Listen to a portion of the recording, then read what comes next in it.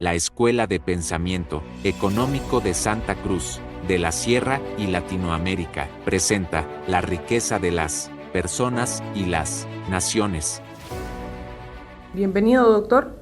Quiero que hablemos sobre el análisis del movimiento en la economía. El tema del movimiento está relacionado con los procesos biológicos, la vida, porque tenemos que conceptualizar para entender por qué se genera movimiento. La vida es una fuerza que genera un movimiento constante, conceptualizando que hay dos tipos de materia, la inorgánica, que es la tierra en general, y la orgánica, que son los seres vivos. Para que funcione adecuadamente, el ser humano tiene que ir renovando su energía constantemente, y los sensores biológicos hacen que uno, después de ciertas determinadas horas, vuelva a tener hambre, por ejemplo.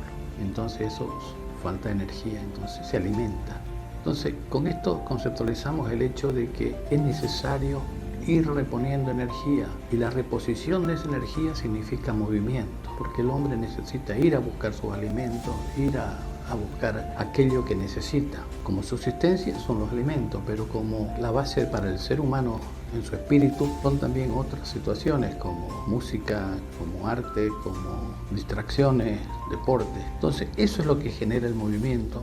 Y eso es lo que hay que analizar, cómo se genera ese movimiento, cuáles son las causas. Entonces, la primera parte del movimiento está relacionada con la subsistencia y la segunda con las motivaciones que tiene el ser humano.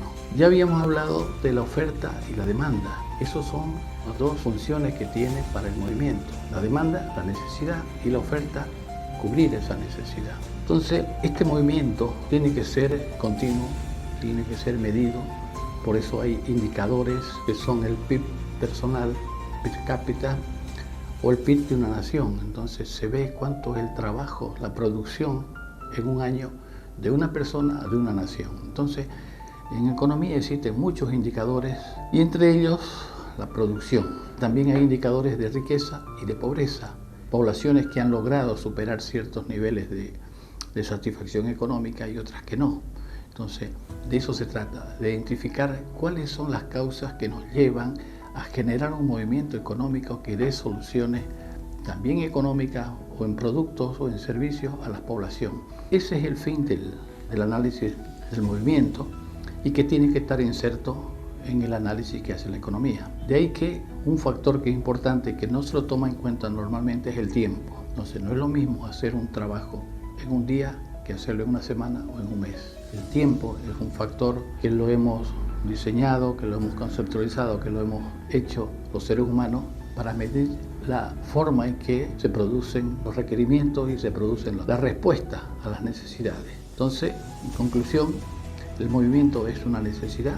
En el movimiento, el estudio del movimiento es una necesidad, y en eso vamos corrigiendo todo aquello que entorpezca ese movimiento. De tal manera que un bloqueo, una paralización, una huelga, o todo aquello, o una enfermedad, es un bloqueo a la producción del ser humano.